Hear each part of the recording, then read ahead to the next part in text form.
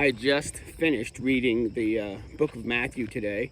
I was also listening to it on an audio form, so that way I can both read it and I can hear it. Sometimes you'll learn, not just by reading with your eyes, but hearing with your ears. A lot of people listen to the Bible. We should probably listen to it more. We should probably read it more too, now that we can read it. A lot of people weren't allowed to, but we should hear it. But one thing I've always bugged me is we will say, 3 days and 3 nights. Jesus says 3 days and 3 nights. And yet, in the church, we will have Friday crucifixions. I never really understood that, we Christians will go to the mat against evolution with, it's 6 days. 6 days of creation, 1 day of Sabbath, 1 day of rest. Okay, well, why don't we fight for 3 days and 3 nights between Jesus's crucifixion and resurrection? I have a video I'm going to put here you can look at. I've gone over it several times in a couple of different formats of how it works. It works to look at it in 3 days and 3 nights. In fact, Peter himself helps you in the book of Mark. He says, this happened and on the next day. This happened and on the next day.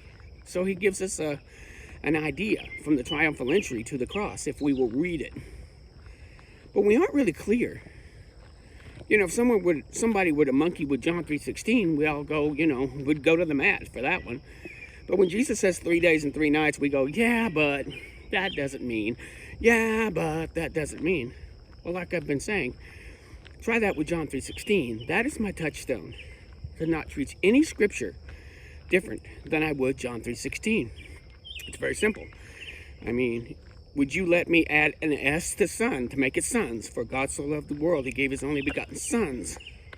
And it's sad that in the church, they will let you get rid of the word begotten. The word begotten is it's in very few Bibles, I'll put that, after 1881. The vast majority of the Bibles will not have the word begotten in it, in John 3:16. And I think that's probably one of the most important words of that verse, that Jesus wasn't just the Son, because basically was called the Son of God. Adam was called the Son of God, and the angels were called the sons of God.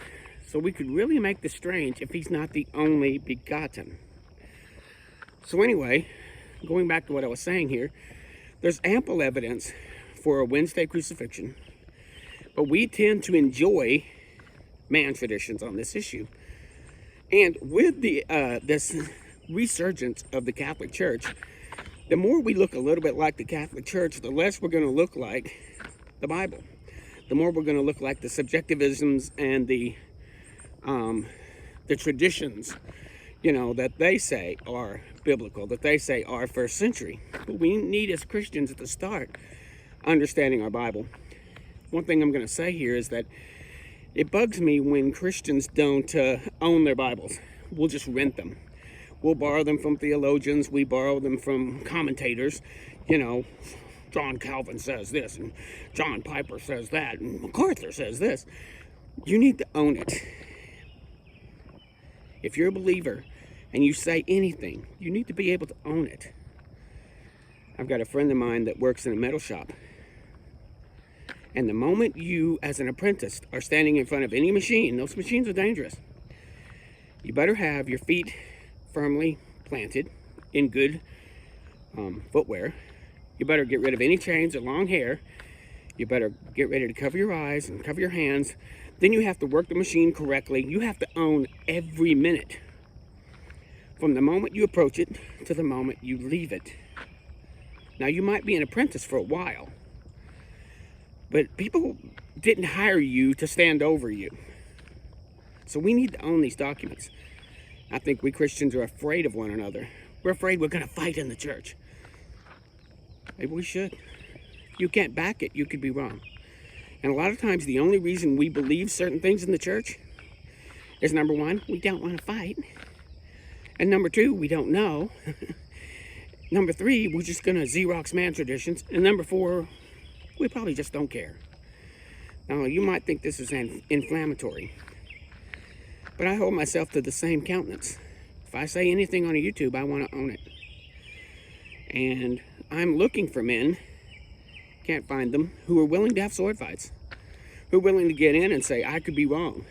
Because I could be wrong, but I can't get anybody to sword fight because they fall back on man traditions. They fall back on theologians. They fall back on what they've heard from Brother Bob and Sister Susie their entire life. They fall back on how, it just fits into the church and their ideas so well. They don't want to re-examine. But the thing is, everything is about John 3:16. And everything's about Jesus. Was he truthful or not?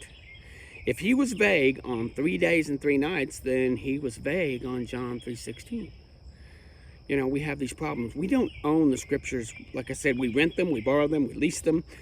There's something that we have, a precious promises, and we have, all these devotionals, and we have all of these teachers, but we don't read it to own it.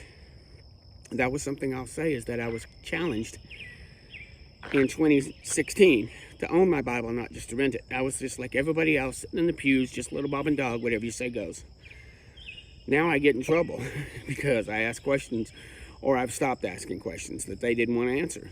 They want to stick just with whatever the planned format is. Okay, fine.